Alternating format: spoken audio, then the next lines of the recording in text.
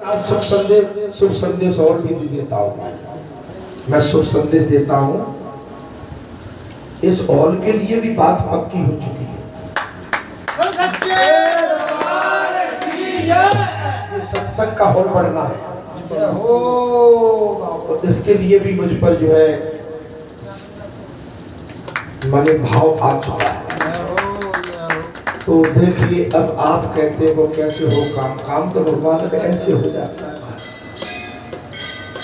देने वालों की, करने वालों की, कराने वालों की, आगे चलने वालों की अपने आप लाइन लग जाती है। कब? तब इनकी दया कृपा आशीर्वाद अनुभव हो जाता है। और मैंने कहा कि अब की जो मंगल आपका जो नवरात्र आ रहा है, ये ऐतिहासिक होगा, विशेष ऐतिहासिक होगा, विशेष ऐतिहासिक। ऐसा कि अभी जब प्राण प्रतिष्ठा हुई, गर्मी थी और मैं भी अपने होश में नहीं था उस समय। आज मुझे सुबह से जो प्रेरणा हो रही है, मैं उसको अभी तो नहीं रखता हूँ, लेकिन जब माता का श्रृंगार जिस दिन होगा, आप उस दिन स्वयं ही समझ जाए। ठीक है। अब 9 दिन सुंदरकांड होगा बराबर आरती के बाद, और 9 दिन हवन भी है मैया का, और विजयदशमी के दिन महाहवन है, और कुछ कन्या वगैरह होती है। सुबह तय कर लेंगे कि 9वीं को करेंगे या 10वीं को करेंगे, वो बात की चीज है। ठीक है। तो आपको कार्य बड़ा है, तो इसमें वो जिस आदमी का मेरे पे संदेश आया है, अकेला प्रेम नहीं कर पाएगा, लेकिन उसने कहा कि आप तो चालू करो। तो इसमें जिसका भी भाव जुड़ता हो, तो जो भी बन सके अपना, ईंट पत्थर, 1 सरिया 2 सरिया, 2 बोरी 1 बोरी सीमेंट, तो वो अपना भाव इसके लिए आप रख सकते हैं। ठीक है। मैं ऐसा नहीं कह रहा हूँ कि पूरा वजन आप पर ही डाला जाएगा, लेकिन उस आदमी ने बहुत कुछ बताया, तो मैंने कहा चलो मैं प्रारंभ करा देता हूँ उस कार्यक्रम। ठीक है ना। और जब कार्यक्रम प्रारंभ हो जाता है, तो फिर कार्यक्रम आगे सफल हो जाता है। अब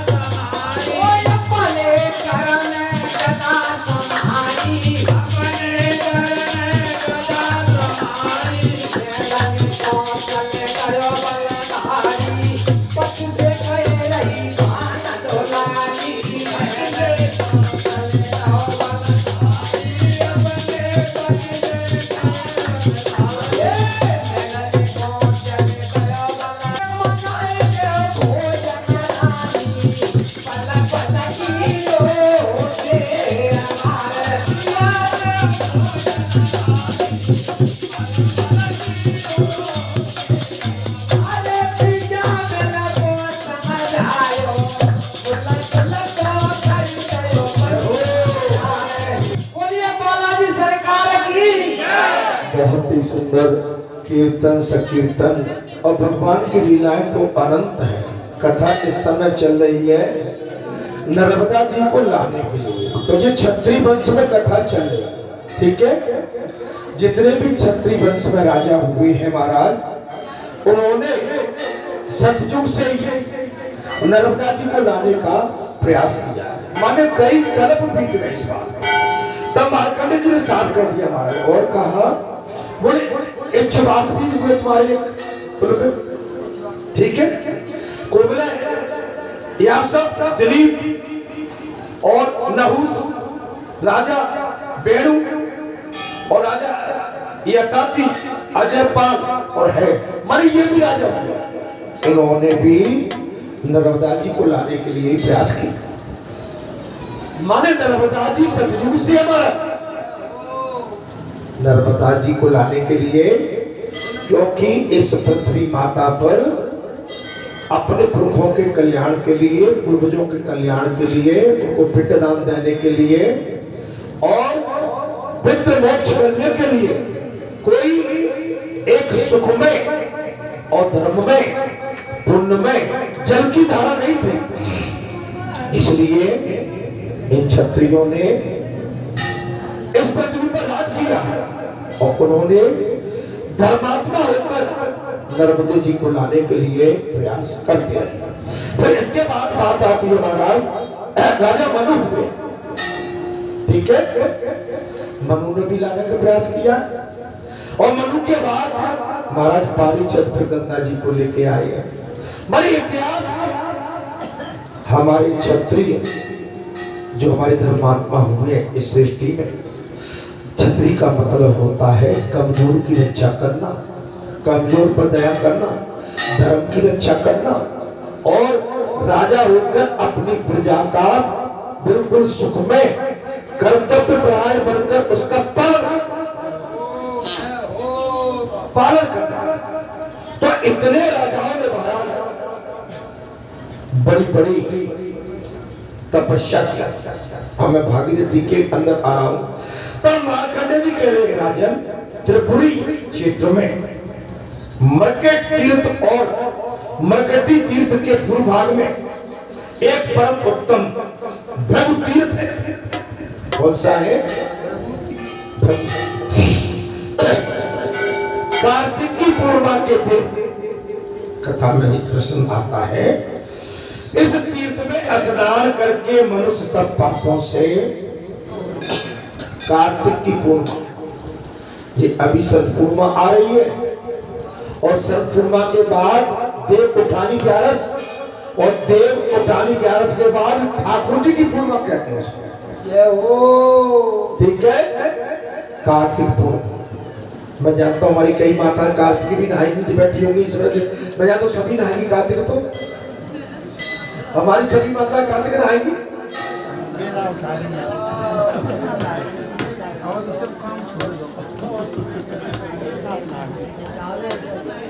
हमारी सभी माता कार्तिक नहाएंगी।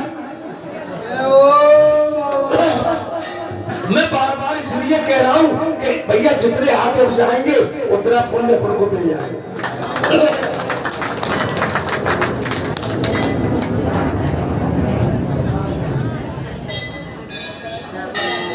साधना करना बहुत कठिन है क्योंकि पहले इसके लिए उत्साह, उमंग, परंपरा, संस्कृति, शुद्ध आचार विचार पहले की मनुष्य के अंदर और हमारी माताओं में पूरी तरह से फूट के भरा हुआ। हमारी पुरानी माताएं तो बेचारी अब चूंकि डोगरी ढाकरी हो गई है, थक गई है, लेकिन फिर भी वो धर्म के प्रति काफी उत्साहित रहती है। ऐसा नहीं, मेरी जो भी हमारी अभी वर्तमान में जो माता है वो भी धर्म के प्रति उत्साहित रहते हैं, लेकिन धर्म को हमेशा एक लक्ष्य मान के चलना, अपना परम कल्याण के लिए एक जैसे भोजन की आवश्यकता है और रात्रि में निद्रा की आवश्यकता है, आप धर्म को भी ठीक वैसे ही मानो। पानी की आवश्यकता वैसे ही धर्म की आवश्यकता। लेकिन आजकल किंतु परंतु के चक्कर में ज्यादा उलझे रहते। पहले माताएं हमारी व्रत करती थी तो निंदा परनिंदा से बच के रहती थी और ब्रह्मचर्य का पूरी तरह से पालन करती थी, पूरी तरह से। आप समझ रहे हो? और जे डल्लब के गद्दे एसी वैसी टेसी जो भी है इनसे बच के रहते थे। भाई जब डल्लब के गद्दे पे एसी में सोएंगे तो नींद तो गहरी आई जाएगी, तो भगवान का ध्यान कहा जाता है। जब हम ऊर्जा लेंगे, सूर्य के प्रकाश का पूरा ऊर्जा लेंगे, तब हमारी तपस्या प्रबल होती है। और साधना में हमेशा त्याग प्रेरणा की आवश्यकता होती है। छल कपट द्वेष कलह बैर भाव किंतु परंतु अच्छा बुरा ये सब एक साइड में लगाना पड़ता है। ये संसार के प्रतिबंध है। ये संसार में हमें सुख नहीं देते, इनसे बचना पड़ता है। आप कार्तिक नहाए तो निंदा पर निंदा से बचें, ब्रह्मचर्य का पालन करें, एक टाइम बगैर नमक मिर्ची गरम मसाले तेल तिलहन का भोजन ग्रहण करें और दूध का सेवन करें, फल का सेवन करें। पूरी पकवान नहीं, हलवा मिठाई मावा नहीं, वो हल्का भोजन जो हमें आलस्य न दे, जो हमें भगवान का ध्यान कराता रहे। अगर भूख रहेगी, पेट में वजन कम रहेगा तो भगवान का ध्यान बना रहेगा, और पेट में वजन ज्यादा आ जाएगा संसार का तो भगवान का ध्यान हट जाएगा और संसार का ध्यान आ जाएगा, संसार का व्रत और संसार के व्रत में लग जाएगा। भगवान के व्रत से हटके संसार का व्रत कर दिया जी। ये तो सबको ध्यान होगा, करवा व्रत आ रहा है, अभी माँ लक्ष्मी आ रही है, हाथी पूजनी है ना, और करवा व्रत आ रहा है, बढ़िया कपड़े लेने होंगे शरीर में, है ना। हंस गए सब हंस गए। माने अभी से डिमांड होगी कि करवा व्रत आ रहा है, हमें ऐसी साड़ी चाहिए, और करवा व्रत के दिन कोई भी सोने की एक लौंग हो या हमारे खाने के लिए कुछ भी हो, जो भी हो, जैसी जिसकी मान वो हमें चाहिए ही चाहिए। लेकिन भगवान के व्रत के लिए हम कह रहे हैं ठीक है, सोना चांदी और साड़ी साजा ये जब भी अच्छा लगेगा जब हम भगवान के व्रत पर और भगवान के चरणों में अनुराग रखें। ये बगैर साधना के आपका हमारा कोई भी आभूषण शोभा नहीं दे। अगर हमने जो गेरुआ वस्त्र पहने हैं तो गेरुआ वस्त्र केवल भगवान के भजन और भगवान की भक्ति के लिए ही इनका जो है शोभामान देता। भाई ये धर्म का प्रतीक है। क्या है महाराज? ये धर्म का प्रतीक, तपस्या की प्रतीक। गेरुआ का वस्त्र होता है कि भगवान का भजन साधना में आप बिल्कुल आप निपुण हो और भगवान के चरणों में अनुराग, इधर उधर की बातों से बच के केवल भगवान का कीर्तन संकीर्तन सीताराम राधे श्याम बोलते रहिए और भगवान का चिंतन करते रहिए, तब तो बात समझ में आती है। और गेरुआ वस्त्र पहन के महाराज हम इधर उधर की संसारी बातें करें, कार्य खेत में से चौपे निकाले आओगा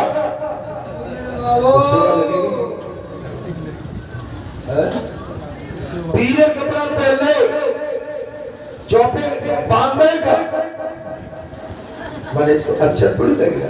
अरे भैया फिर तुम काय को पहने, तुम्हें चौपे खेत खलियान, तो जिन काय को तुमने नकली बन के बैठ गए, असली बन के बैठ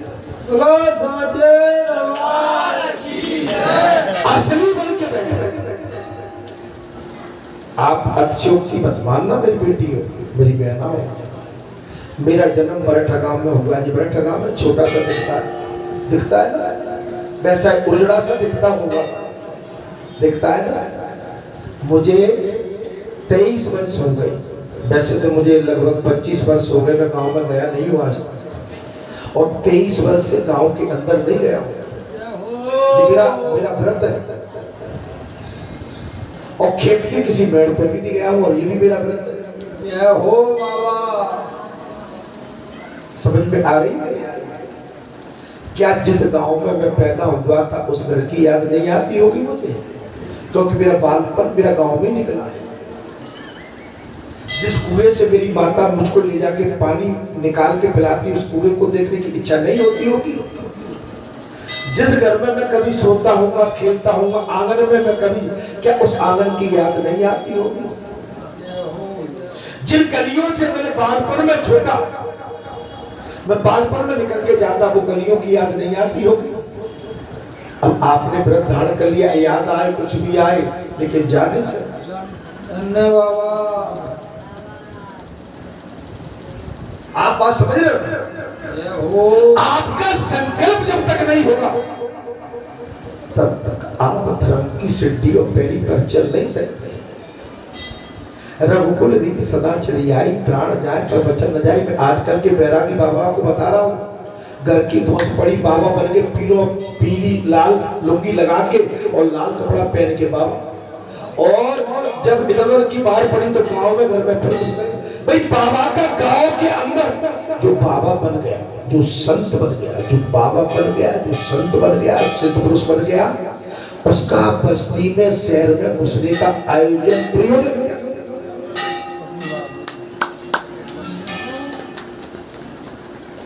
जब तुमने त्याग बैराग धारण कर लिया तो चौपाल पर बैठने का प्रयोजन क्या था? तो महाराज जी, जितना आपको धर्म का मार्ग जितना तुम्हें अच्छा लगता है, ये कांटों का ताज है, कांटों का ताज, आप समझ लो। इसलिए संत बनना और भगवा पहनना, ये पहनना तो ठीक है, लेकिन इनकी मर्यादा रखना इससे भी ऊपर हो। बेटी बनती हो, एक बेटी मेरे घर में रहती है, एक पिता के घर में, तब तक बेटी है उसकी सब चल जाती है दाएं बाएं, लेकिन बेटी की शादी होगी जब किसी दूसरे पराये धर्म बन के और बहू बन के जाती है तो उसकी मर्यादा है। आप तो सब जानते हो भाई, बहू बन के जाना और बहू के बाद माँ बनना और भी बड़ी बात, और माँ बनने के बाद दादी बनना और भी बड़ी बात, और दादी बनने के बाद परदादी बनना, ये बहुत बड़ी बात। ये हो एम मेरी ऐसी है,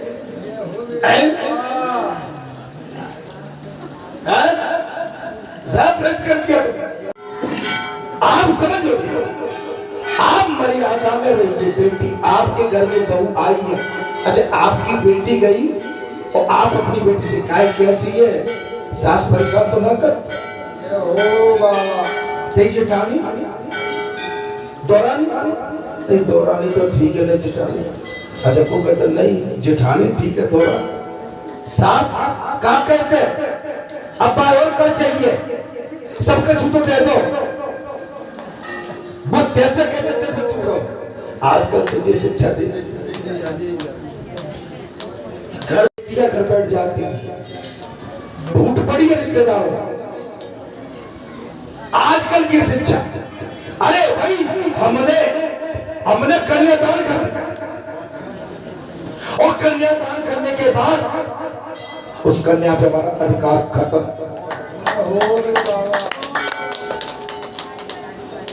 उस घर में कैसे रहती है। हमने आशीर्वाद दिया है क्या दोनों कुल की लाज निभाना है, एक की नहीं दोनों की। बेटा कष्ट भी पड़े तो उसको अमृत जान के पी जाना, सास ससुर की सेवा और परिवार के लिए तुम हमेशा तत्पर रहना, क्योंकि ये घर तो तुम्हारा यहां से आज इस घर से नाता खत्म होता है, असली घर तुम्हारा वो।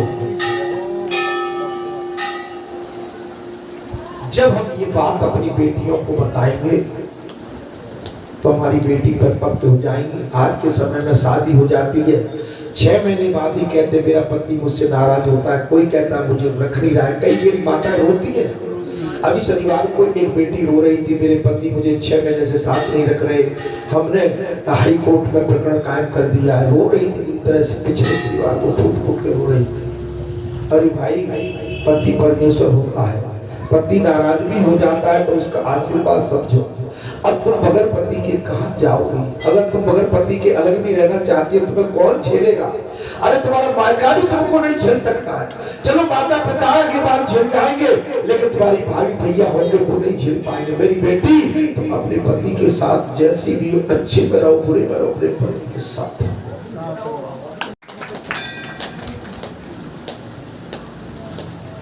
आजकल का सिस्टम है तो है भेज देने का मत जाना, शर्त लग गई और बेटी को गलत घुसा रही है। इससे तुम्हारा परिवार टूट जाएगा, तुम्हारा सब कुछ खत्म हो जाएगा। बचो, ऐसी बातों से बचो। मैं इसलिए कह रहा हूँ ना